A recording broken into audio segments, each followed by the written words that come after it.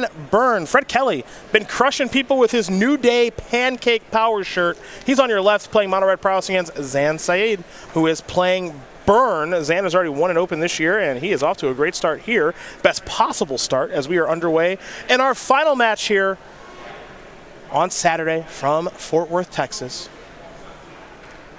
Prowess v. Byrne, Fred v. Zan. One of these players is going to leave here at 9-0 and on top of the standings. That's a Goblin Guide, a Trigger, it's an attack, a Reveal is a Mountain, and a Lightning Bolt will take care of the Goblin Guide. So we're going to head back over to Fred Kelley. Keep in mind, Fred Kelley's deck lost Faithless Looting, and he's still doing just fine without it. Yeah, a little bit of a different card selection here than what Ryan Overturf has advocated, and recently top 4 Grand Prix Minneapolis with Runaway Steamkin in this deck list now. I kind of like that.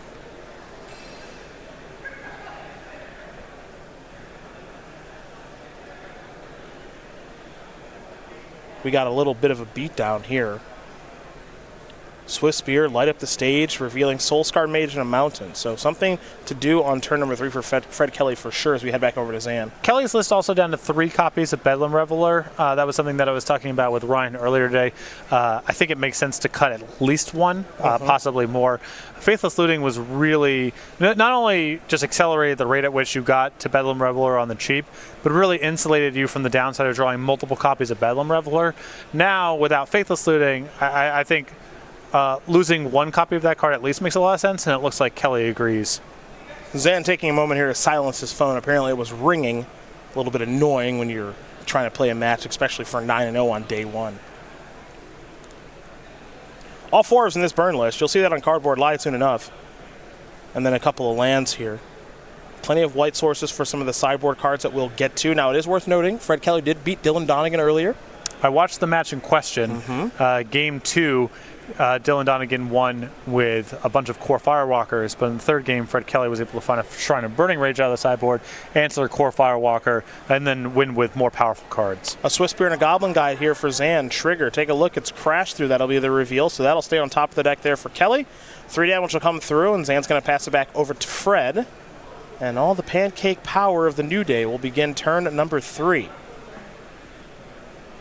Mountain will enter the battlefield there from light up the stage. Soulscar Mage still hanging out in exile if Kelley wants to play that card. Looks like he's going to go to Runaway Steamkin, and now he'll play the Soulscar Mage. Yeah, Kelley here getting set up pretty well to potentially get to a turn 4 kill here. We know about Crash Through in his hand as well. He's going to have 3 creatures on the battlefield. Not easy for Syed to use removal spells here, and obviously blocking is off the table once Crash Through is part of the equation. So if Kelley's hand is rolled up with a lot of spells, we might see lethal as soon as next turn.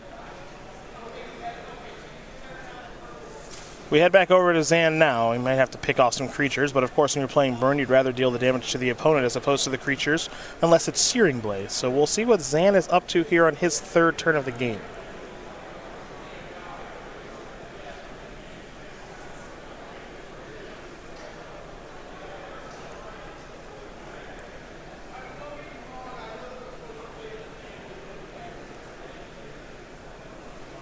He'll start by playing a Sunbake Canyon, a huge upgrade for this deck. A card I know you like quite a bit. I got turned on to more and more copies. I started off much lighter. I think I started off with 2 in the list, and just as time has gone on, you can have some concerns about how many of these cards you want in this kind of matchup, but at the end of the day, I think it's just too powerful in this sort of strategy. The most common way to lose games with Burn, agnostic of matchup, is just flooding out. And Sunbake Canyon, and even a Fiery Islet, which Zan has incorporated 1 copy of, does so much work to manage flooding out. Helix took care of the Steamkin. Now there's some attacks here. And now Zan is going to play a Lightning Bolt, take care of the Soulscar Mage. So picking out some creatures with some burn spells here is Zan. This is still kind of a tough way to do it here, because as the game goes on, Prowess often gets the better end of it because you start playing towards things like Bedlam Reveler. But also, Syed knows that he's at risk of getting killed on the way back here if he allows Kelley to keep his Prowess creature, so he's got to do a little bit of management of the battlefield. And this is another copy of Runaway Steamkin. The follow-up now is a copy of Crash Through. Steamkin will get a counter. Kelley will draw a card. Swift Spear is now a 2-3.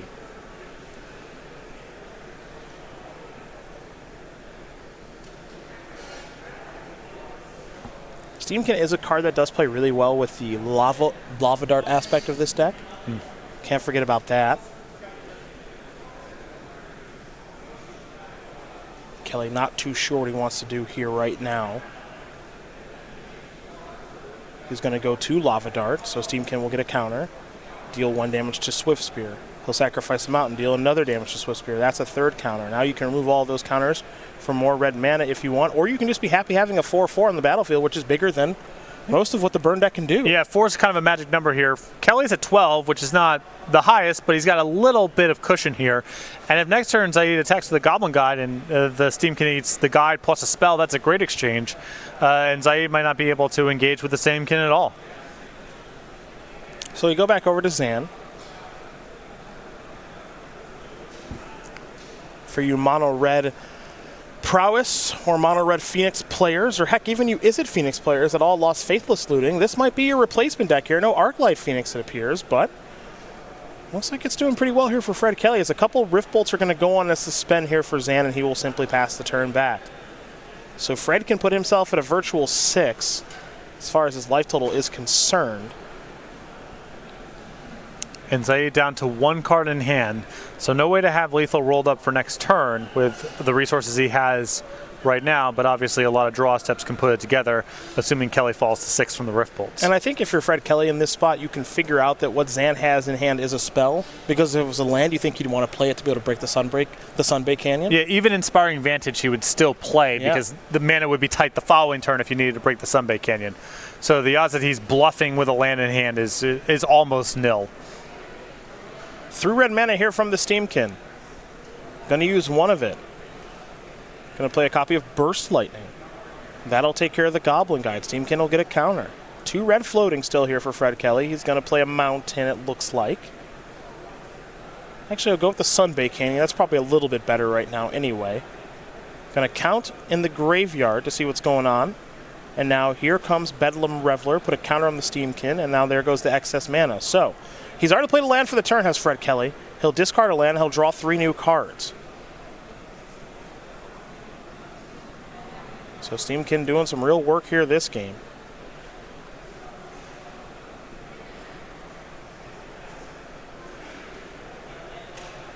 Didn't get a great look at what he picked up, but you see at least 1 mountain. It appears to actually be 2 here for Fred. Does he have 1 more red spell to play is the question. He'd like to get that Runaway Steamkin up to 3 more counters total, and attack for 4. Yeah, you'd like to do this over the course of 2 turns, not 3 if you can help it, because you're going to be falling to 6 from these Rift Bolts. Syed has a Sunbake Canyon to dig for help with, and just a lot of ways to get killed from this spot if you give Syed an extra turn. Well, we're going to go back over to Zan now. Rift Bolts are going to resolve. Fred's going to fall down to 6. I don't think Zan has any interest in going to those creatures, so he won't, while Zan is at 11. If you're Zan, you have to imagine you're dead next turn. Now, he does have a copy of Boros Charm in hand. He draws a card. Yeah, any of the 1 mana things gets done here. Really good sign for Kelley if this is how Syed is starting the turn. Yep. There's a mountain. Pass the turn back. Now, you see Zan's life total is 11. You see Kelley right now has 3, 4, 5, 6, 7 points of damage on the battlefield. It doesn't take much for Fred to get the job done here. It's 2 spells or any burn spell is lethal. Mm-hmm. Draw. There's a mountain. This is a Swift Spear. Put a counter there. Has an attack for 4, 5, 6, 7, 8, 9. I mean, any spell. Well, you said any spell. That's a spell in Burst Lightning, and that'll get the job done. So Zan comes up a little bit short, and Fred Kelley crosses the finish line. Mono Red Prowess is going to win game number 1 here over Burn. Fred Kelley up a game right now over Zan Syed. So we go to the sideboards, and we'll start with Zan, who's got 4 core Firewalkers. We know those are coming in. 3 Smash the Smithereens, 2 Grim Lavamancer, 2 Path Exile, 2 Seasoned Pyromancer, and 2 Skullcracks. So the 4 core Firewalkers obviously come in here. They're great for the obvious reasons. Once you're past that, I think Path to Exile is a reasonable card to consider. I think Seasoned Pyromancer is a reasonable card to consider, but I could easily see leaving them at home too. The Firewalkers, Kelley's all red cards, has protection for red, triggers off for red cards. Easy one to bring in. Other side of things here for Fred Kelley, we got 3 Shrine of Burning Rage, 3 Abrade, 3 Dragon's Claw, 2 Alpine Moon, 2 Tormod's Crypts, a Flame Slash, and a Dismember. So for similar reasons here, we would want the Dragon's Claws. I saw Kelley bring in Shrine of Burning Rage in this matchup before. I don't know if he had them in prior to seeing Core Firewalker or as a response to seeing them in game number 2 against Dylan Donegan. Could easily see them coming in regardless. The Abrades, maybe even the Flame Slash is okay if you want a little bit more removal. Those are the options there for both players. Game number 2 going to be underway here in just a moment as Fred Kelley is up a game and 1 win away from having a perfect day number 1 of competition. Though Zan will be on the play here for game number 2. We'll watch that in a sec, but first we got to talk about a couple things here. Number 1 is the StarCityGames.com weekly sale, where this week up until Monday at 10:59 a.m. East Coast time, you can save big on foils to enhance your collection, like Gazella, Blade of Gold Knight, Brainstorm, Amanatu, and Phyrexian Tower, among many others. Go to StarCityGames.com/sale for more information there. And if you're into playmats, we got an awesome new one coming here for you too. Now you can register today for the September 28th and 29th, pre-release for Throne of Eldraine. It's an exclusive playmat available at participating stores. This one is called Bombs Awry. This is, I believe, a goblin of some sort, very angry on a bomb. Go to StarCityGames.com/pre-release for more information. Find a local store near you that's participating in our pre-release program and get this new addition to the Star City Games Creature Collection September 28th and 29th for participating stores of that Throne of Eldraine pre-release. I think previews for that set are going to start in like 2 days. I don't think we'll have one for Labor Day. I imagine everyone's off in the Wizards of the Coast offices, but maybe on Tuesday. And I'm really looking forward to that set. We're going to get our big cyclical release. Yes. Bunch of sets out, new sets in. Love a big rotation. Love a big rotation. I love a big rotation too. And honestly, this is kind of crazy to think, but like this modern format, it just feels like a huge rotation just took place. Definitely. With the bannings. It doesn't take a whole lot in terms of total number of cards to radically change things. Stoneforge Mystic, a highly impactful unban, and Faithless Looting. Not only was Faithless Looting in the best decks, but I think it really contributed to just how fast the format had become. It feels like there's been a reset of sorts. We're seeing, more decks that the fastest kill they aspire to is turn 4 instead of turn 3. And people playing with cards in their sideboard that cost more than 0 or 1. And I think you can kind of tie all that back to Faithless Looting no longer being part of the format. It was a long time, and we knew that Faithless Looting, if it left, it would kill a lot of decks with it. But we've seen some decks that did play Faithless Looting that still exist. Example, Mono Red Prowess. I think the way that it was described to me is just how much the format, when it was built around Faithless Looting, was just about all these decks having a bunch of Black Lotuses.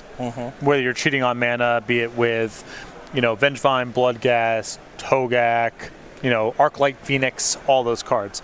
Now we're seeing people just pay 2 or 3 mana on the second or third turn for cards that cost 2 or 3 mana. Well, that wasn't really a thing that was happening. I mean, it's it sounds extreme, but if you go back and look at Modern over the last 9 months, there wasn't a whole lot of that going on, and now it looks like there's a little bit more breathing room for those cards to be played. I like that. I like a format where figuring out what 3 mana spells you're supposed to play matters. Yep. Now, they're powerful 3 mana spells because they're modal. Your Bant Charms, your Kaya's Guiles, all that stuff, but that's okay. Right. It's nice to have cards that are played not because of how much they just brute force the game into your advantage, but because they line up in certain ways. They give you options and flexibility. Burst Lightning will take care of the Monastery of Swiftspear. Yesterday I lost a game online to Primal Command. Good. That's great. Yeah. Awesome. Good for my opponent. That's a card you're not going to see in Standard or Legacy. Obviously, it's got its own little home. Obviously, they lost the match. Of course they did. Well, that's true. Primal Command. Yeah. But they did win that game. They did. Don't bring your 5 mana sorcerers around here. Are you kidding me? Eidolon of the Great Revel comes down turn 2. But that's a card that's in people's decks because of flexibility. Yep. There's a lot of different things you can do with it.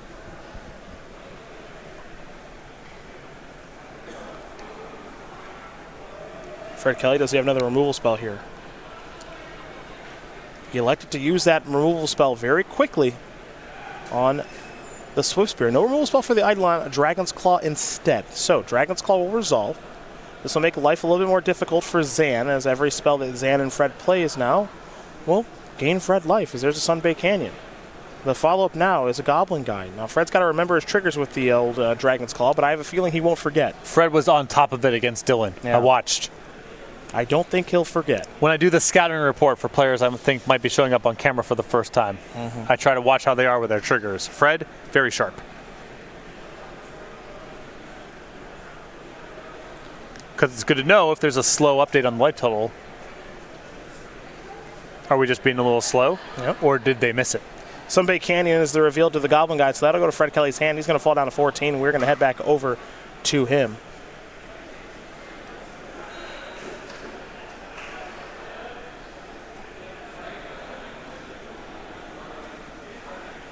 He will play a Sunbay Canyon.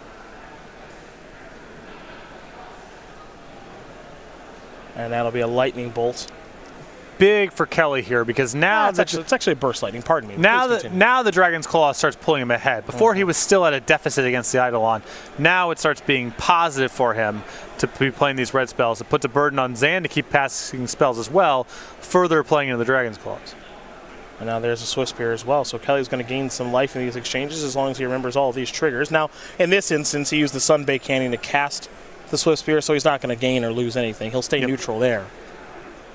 Zan looking at a couple copies of Lightning Bolt. He will cast one to take care of the Swift Spear. But now, if you're using that to kill creatures, that means Fred's gaining life, which is essentially the same as maybe drawing cards. And there's a burden on in this matchup, I think, for Zan to be the faster deck, because Bedlam Reveler is such a trump if the game drags on for a long time. So these exchanges here are really bad for Zan. He's getting further and further away from being able to threaten lethal. And really all Kelley needs to do is just keep casting spell, just whatever is good, because the Dragon's Claws just pulls him up the whole way through. Goblin Guide feels compelled to come into the red zone. Zan will get those 2 points of damage across, but Kelley's drawing a land with the Mountain, and the Dragon's Claw is going to allow him to keep buying more time to play a longer game, which certainly favors him. This is a Manamorphose. He'll gain a life from casting that. I'm sure red has been added to the pool, so Kelley will draw a card.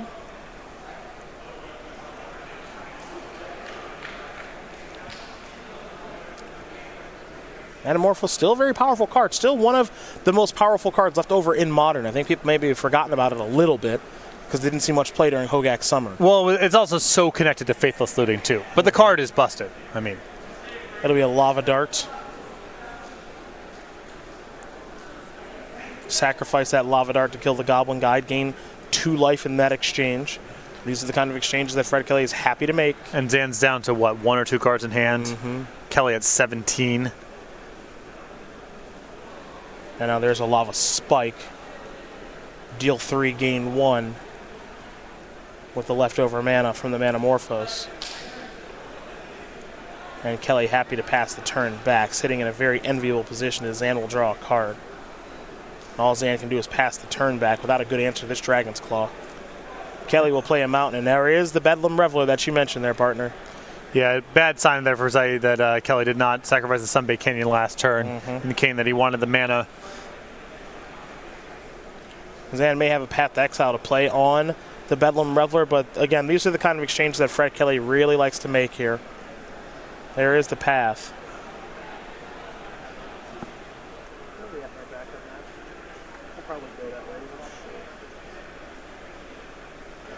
There's a Goblin Guide.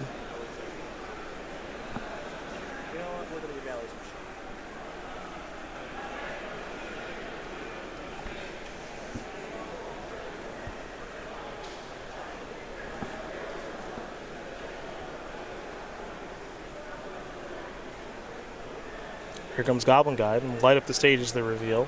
2 damage to be dealt. Fred Kelley going to fall down to 17. We'll go back over to Fred, who's got a pretty big lead here, folks. He'll turn his deck around, so he's more comfortable drawing a card, and now he'll play a Lightning Bolt. Zan going to fall down to 9. This is going to allow him to play the Spectacle cost on Light Up the Stage. Yeah, Kelley at this point not even concerned with trying to manage the battlefield here. Not going to bother with the Goblin Guide. Just try to get the game over with. No land played yet from Kelley, if memory serves. So he'll play a land. he'll play a Runaway Steamkin. Keep in mind that he did have 4 mana when he played the Bedlam Reveler, but that got path exiled. So that was land number 5, and now the land for the turn is land number 6. Steamkin and a passing of the turn as we head back over to Zan. That's an Inspiring Vantage, and now this is a Searing Blaze. Landfall has been triggered. I don't think there's any way for Kelley to save the Runaway Steamkin here. Yeah, and you cannot save it. You cannot prevent the damage to yourself by killing the Steamkin in response, because Searing Blaze has multiple targets. So Kelley is going to lose 2 in the exchange because he gains life from the Dragon's Claw. Zan's actually going to hold back with the Goblin Guide at this point. Fiery Islet will be sacrificed here from Fred Kelley as well. One thing you can tell about his deck, he can get through it. Yep. With Reveler and Light Up the Stage and everything else, he can certainly get through it. His hand's going to fall down to 6 from that Lightning Bolt. The stage will be lit up. Kelley going to gain even more life. And there's Dragon's Claw and Monastery Swift Spear. I mean, I guess the saving grace here is that Kelley is down to, I think, just lands in hand. But I just don't see Sam being able to come back from these Dragon's Claws at this stage. Dragon Claw, the play. Swift Spear still left over there in exile. Zan's going to play a Monastery Swift Spear. That's going to gain Fred Kelley 2 life and just pass the turn back. So Fred will draw. I think it has to involve one of Syed's core Firewalkers to even have a shot here. Pull himself up a little bit and get some breathing room, but still seems very challenging. Another Swift Spear is going to bring Fred up even higher. If Burn is popular, Dragon's Claw might be the solution. It's popular here this weekend from Team Lotus Box. 4 of them are playing it. Zan is 8-0. Dylan Donegan, Collins Mullen, and Jeremy Bertarioni are all 7-1. So it has been a dominant display for them. But they have not been able to figure out Fred Kelley just yet. That's been the weakness in their game. Donegan lost to him, and it looks like Zan's about to. This is the spot that Kelley's in right now where you can really feel the absence of Faithless Looting. Yes. That's usually the card that blows the game open in this stage, but he's just got to wait to find something of substance. And Zan is just drawing and passing, and now here is a crash through. So these Swift Spears are 2-3 now. Pardon me. Zan's going to have a response. He's going to go Lightning Helixing one of these Swift Spears with the Prowess trigger on the stack. There we go. Kelley, I presume, will remember his Dragon Claw's triggers. But he is sitting at a cool 29.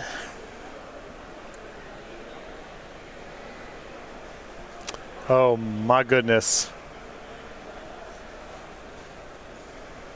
Is this the dart? I mean, if he's got a dart in response, he can save the Swift Spear that's being targeted. And he's got a crash through being dialed up here as well. So blocking is going to be very challenging, to say nothing of whatever Kelley might happen to draw off of this crash through.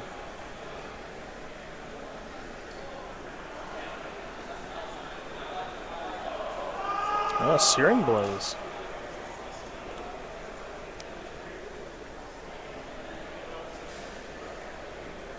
Kelley's gaining a boatload of life in this exchange.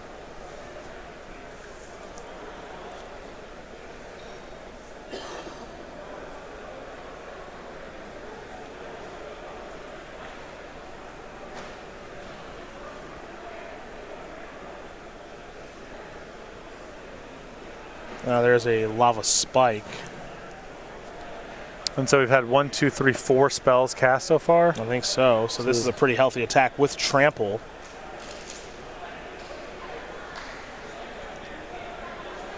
So I'm counting this as a 5-6. Right? Crash through, dart, Lava Spike. Sounds right to me. I think Zan wants to do some checking here.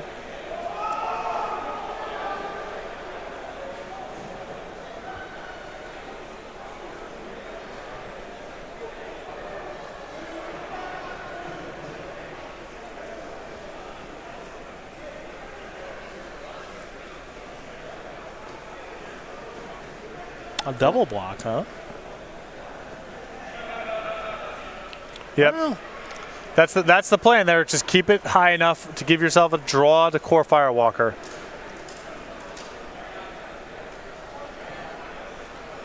Hey, it's a start. Do you want to know what the route is for Zan to win this game? Drawing all of them. Probably. Well, how does he actually literally go about winning the game? I think it's just drawing like all your Firewalkers in a row. He has to deck Kelley. You think so? He's not going to be able to win the game through damage. Okay. But the Prowess deck with all the Cantripping and Bedlam Revelers looks at a lot of cards. Okay. He can get decked. Huh. I buy that. With the 2 copies of Dragon's Claws on the other side here, there's just no chance that you're going to be able to cast red spells and deal damage. He's going to have his own draw steps as well. But if you draw enough Firewalkers to gain life off of your spells, to be able to block any number of Bedlam Revelers, all that, you could theoretically deck him from here. I buy that. I buy that. It's a hard way to do it, but I buy it. I think that may have been another. Nah, I don't think that was a white card. All right, spike you. I gain a life, you gain 2 life.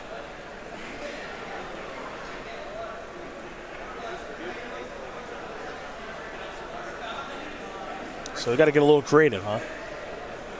You got a long way to go. Yeah. No doubt about that. Let's see what this is. Okay, a couple knuckleheads. Zan gets to gain 2 life, where Kelley gets to gain 4. So the upshot of this from Kelley's side is now any spell turns all of his creatures into 2/3, and they're free to attack into the core Firewalker. Spike is going to deal 1, and Zan will gain 1. Nice. Soul Scar Mage. Okay. It's just any spell. Yep.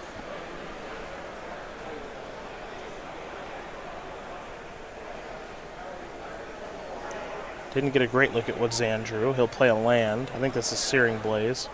All right, so that's going to kill Soul Scar Mage.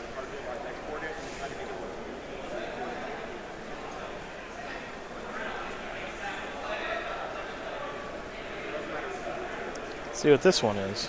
Live to stage. Here we go. This is where the ball gets rolling here. Bolt and Crash Through's got to be good. Oh my goodness. Yeah, those have got to be good. Here's Crash Through. Good place to start. That's 2 spells.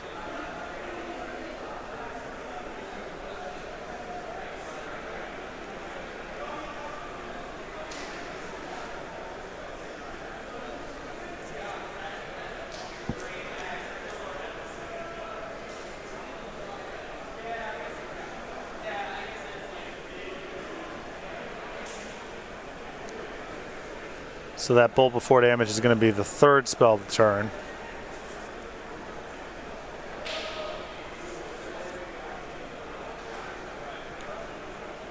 And I think Dart's just going to be too much here. Yeah. That's 6, 12, 14, plus the trample damage. Yeah, I don't think the Firewalker's enough to pull him out of this. Had to draw a lot of Firewalkers, and I had to hope that Kelley never drew Crash Through, I think. Yeah, or didn't draw it for a while. Yeah, I mean, it's 21 minus 2, 19 coming across off of Prowess plus Power, to say nothing of the bolts and everything that's resolved. Mm-hmm. And Zan's just looking at a land in hand. Yeah, if he's got nothing here, I'm sure this is lethal. Yep. That is going to do it. Fred Kelley going to win this game and match over Zan Syed, and that means that